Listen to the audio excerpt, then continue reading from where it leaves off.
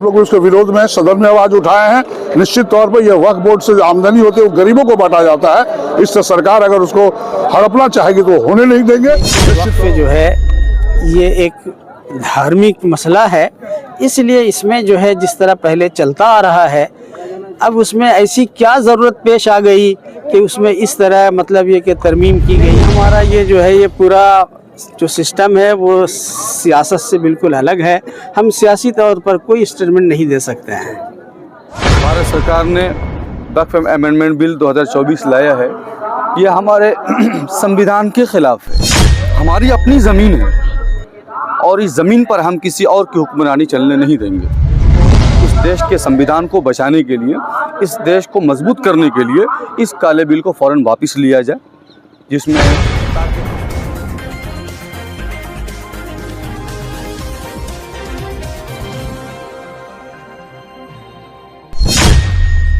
वक्फ board bill के खिलाफ काला पट्टी बांधकर मुसलमानों ने अदा की ईद उल फित्र की नमाज।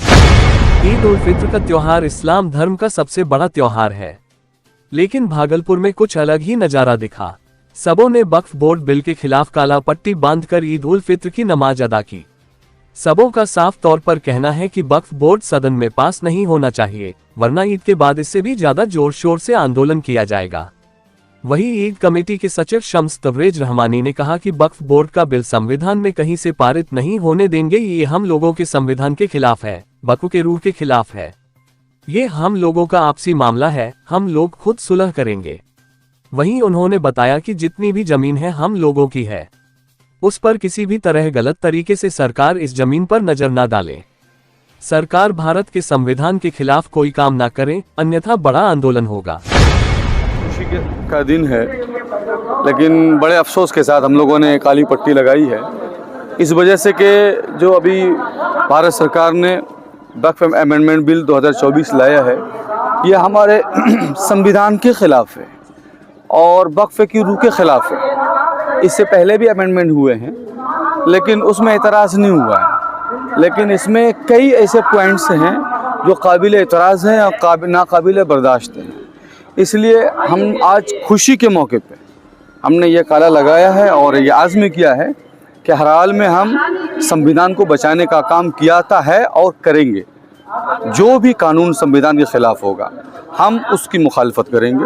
वक्फ ये हमारे अपने बाप दादा की छोड़ी हुई प्रॉपर्टी है कि इसको अवामी फलाह बहबूद के लिए छोड़ा था।